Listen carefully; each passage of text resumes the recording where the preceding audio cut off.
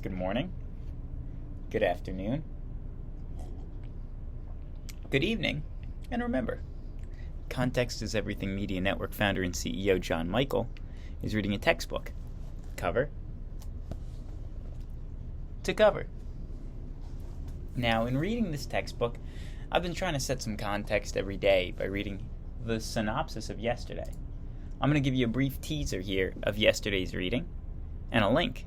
That's going to be right around here in the next 10 to 15 seconds, or maybe it happened already, of yesterday's video if you're interested. Yesterday's video, Chapter 17, Section 4, Austria and Prussia overshadow this European power. We talk about the 30s-year war, the Habsburgs in Austria, rise of Prussia, and the great powers of Europe, and the shifting tides. So check that one out as we start here on Section 5 of Chapter 17, 431 pages into this textbook. That's right. All the 431 have been read here on this channel. Follow along. This book is 22 years outdated, written, copywritten, 2001.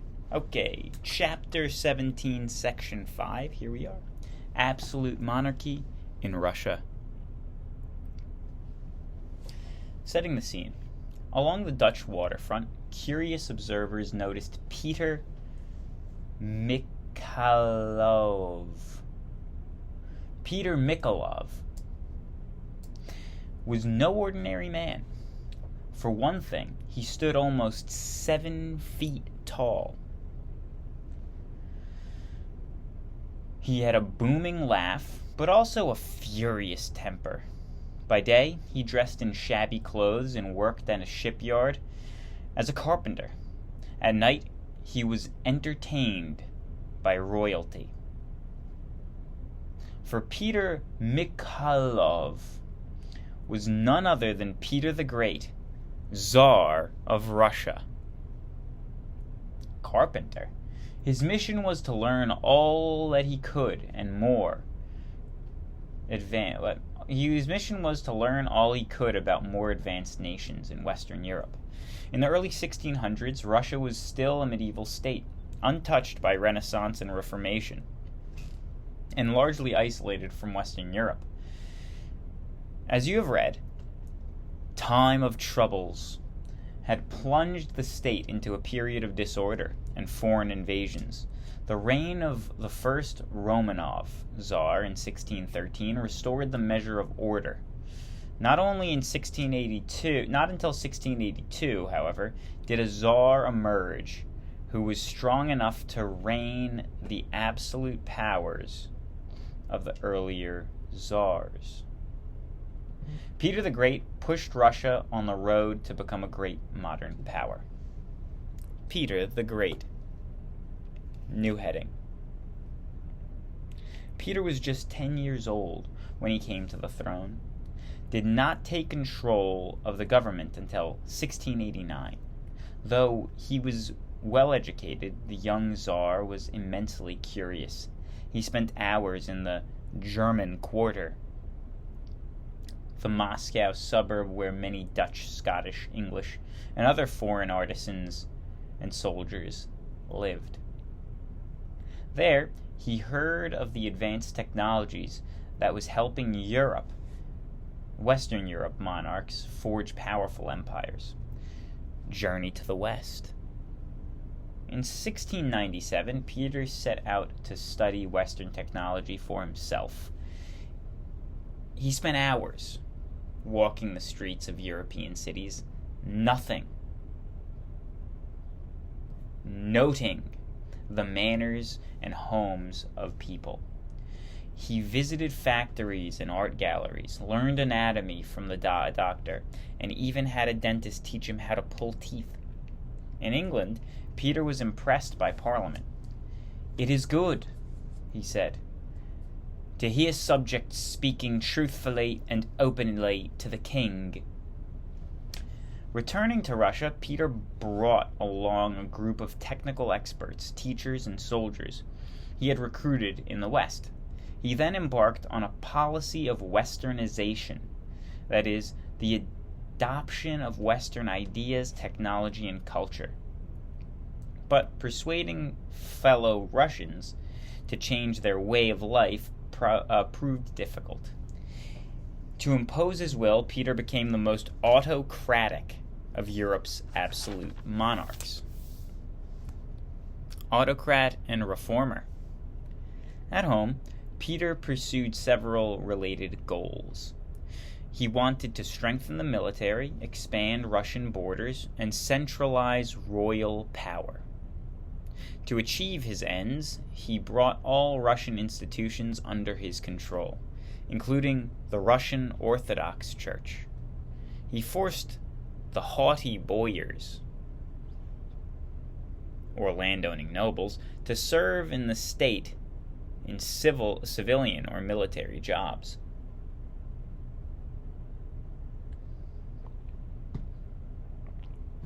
Under Peter, serfdom spread in Russia long after it had died out in Western Europe.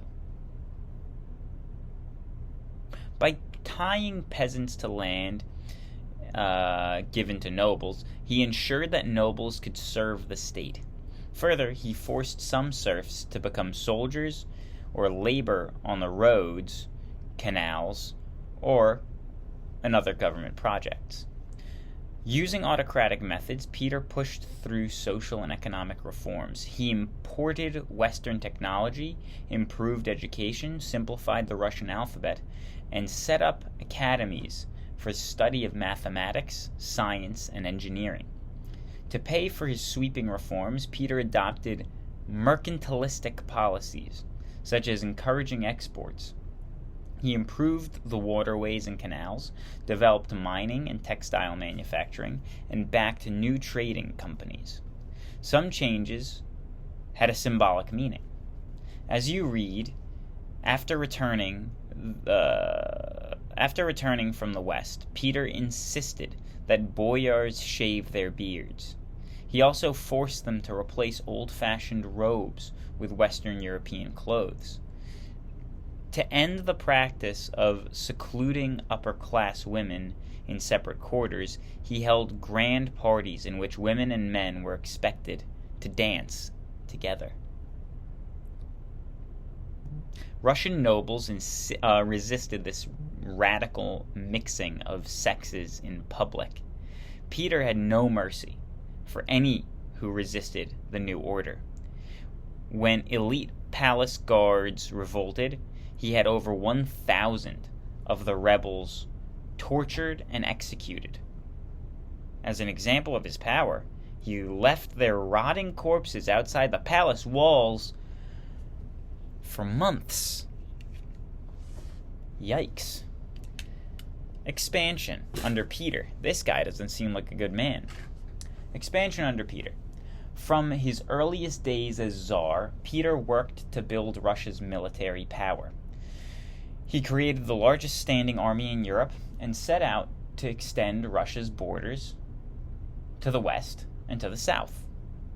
Search for a warm water port. Russian seaports located along the Arctic Ocean were frozen over in the winter. To increase Russia's ability to trade with the West, Peter desperately wanted to warm water port. He wanted a warm water port, one that would be free of ice all year round. The nearest warm water coast was located along the Black Sea. To gain control of this territory, Peter had to push through the powerful Ottoman Empire. In the end, Peter was unable to defeat the Ottomans and gain his warm water port. However, the later Russian monarch, Catherine the Great, would achieve that goal before the century ended. War with the Swedes.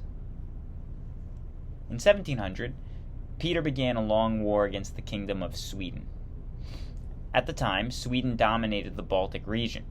Early on, Russia suffered humiliating defeats. A Swedish force of only 8,000 men defeated a Russian army 5 times its size. Undaunted, Peter rebuilt his army along western lines. In 1709, he defeated the Swedes and won land along the Baltic Sea. Peter's City. On land won from Sweden, Peter built a magnificent new capital city, St. Petersburg. Oh, St. Petersburg, after Peter. Didn't realize that. Seeking to open a window to the west, he located the city on swampy shores of the Neva River near the Baltic coast. He forced tens of thousands of serfs to drain the swamps. Many thousands died, but Peter got his city. He then invited Italian architects and artisans to design great palaces in Western style. Peter even planned the city's parks and boulevards himself. Just as Versailles became the monument to French absolutism, St. Petersburg became the great symbol of Peter's desire to forge a modern Russia. 100 years later, Russia's best-known poet, Alexander Pushkin, portrayed Peter as a larger-than-life ruler, determined to tame nature no matter what cost. Here we, at nature's own behest, shall break a window to the west. Stand planted on the ocean level. Here, flags of foreign nations all, by waters new to them will call, and unencumbered we shall revel. Alexander Pushkin, the Bronze Horseman. Why did it rhyme in English? He didn't write it in English. Toward the Pacific, Russian traders and raiders also crossed the plains and rivers of Siberia, blazing trails to the Pacific. Under Peter, Russia signed a treaty with King China, Qing, China, defining their common border in the east. The treaty recognized Russia's right to lands north of Manchuria. In the early 1700s, Peter hired Danish navigator Vitus Bering to explore what became known as the Bering Strait. Okay, Vitus Bering, Bering. I misspelled. Oh yeah, okay, whatever. Vitus Bering, to explore what became known as the Bering Strait between Siberia and Alaska. That's like where the two dragons' noses meet. If you look at the map, it looks like two dragons to me. When I was a child, I thought that, and I continue to think it. They look like two dragons meeting. We can look at a picture of it here, but I'm not going to post it because I'm not doing post-production in this, but you can look at it and minimize the window so it fits right here in the YouTube. Okay.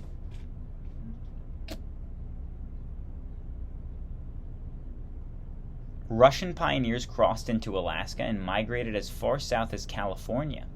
A few Russians moved east of the Ural Mountains at this time, but on a map, Russia was already the largest country in the world, as it still is today.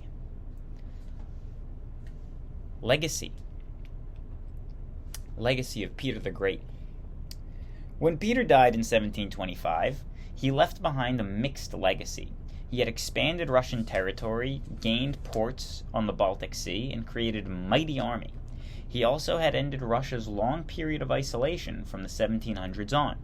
Russia would be increasingly involved in the affairs of Western Europe, yet many of Peter's ambitious reforms died with him. Nobles, for example, soon ignored his policy of service to the state. Like earlier czars, Peter the Great had brandished terror to enforce absolute power. His policies contributed to the growth of serfdom, which served only to widen the gap between Russia and the West that Peter had sought to narrow. Right. Catherine the Great. Peter died without naming a successor, setting off power struggle among various Romanovs. By the way, the Romanov, you call it dynasty? Romanov dynasty lasted longer than how old the United States is now. So, it's gone. And I'm sure they didn't think that they were going to be gone, but it is. Anyway, Catherine the Great. Peter died without naming a successor, setting off power struggle among many various Romanovs. Under a series of ineffective rulers, Russian nobles reasserted their independence. Then, a new monarch took the reins of power firmly in hand. She became known to history as Catherine the Great. I need chapstick. A German princess by birth, Catherine had come to Russia at the age of 15 to wed the heir of Russian throne. She learned Russian, embraced Russian Orthodox faith, and won the loyalty of the people.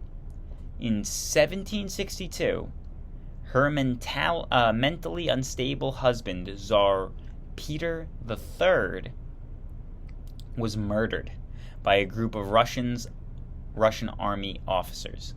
Whether or not Catherine was involved in this assassination plot, she certainly benefited from it.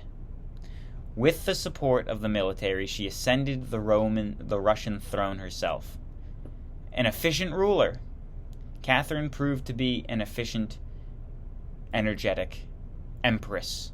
She reorganized the provincial government, codified laws, and began state-sponsored education for boys and girls. Like Peter the Great, she embraced Western ideas. At court, she encouraged French language and customs, wrote histories and plays, and organized court performances.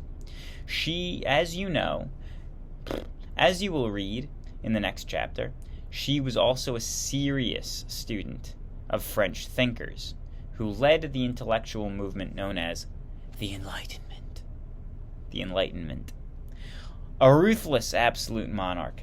Like other absolute monarchs, Catherine could be ruthless. She granted a charter to the boyars outlining important rights, such as exemptions from taxes. At the same time, she allowed them to increase their stranglehold on the peasants. When peasants rebelled against the harsh burdens of serfdom, Catherine took firm action to repress them. As a result, conditions grew worse for Russian peasants.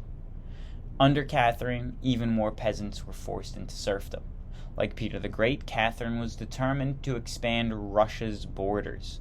After a war against the Ottoman Empire, she finally achieved Peter's dream of a warm water port in the Black Sea.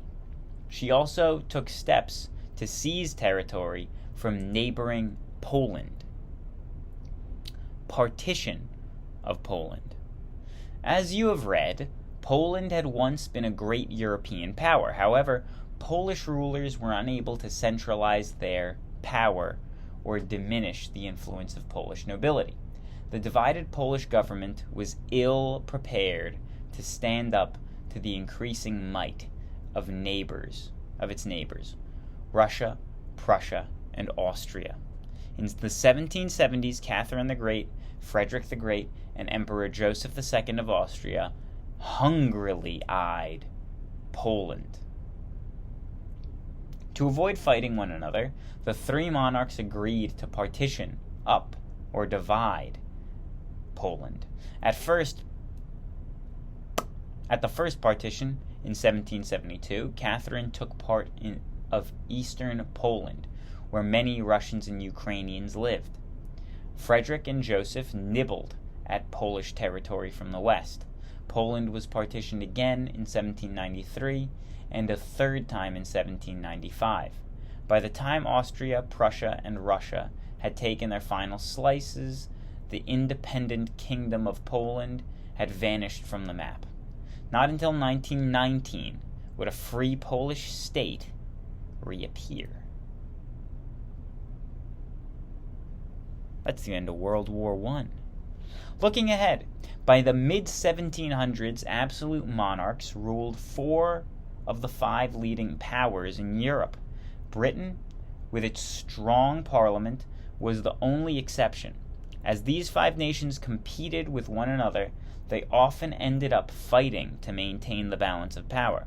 At the same time, new ideas were in the air. Radical changes would soon shatter the French monarchy, upset the balance of power, and revolutionize European societies. In the next unit, you will read how the Enlightenment, the French Revolution, the rise of Napoleon Bonaparte, and the Industrial Revolution would transform Europe. Thank you for listening. I hope you have a wonderful day. Goodbye. And God bless. And have a wonderful day.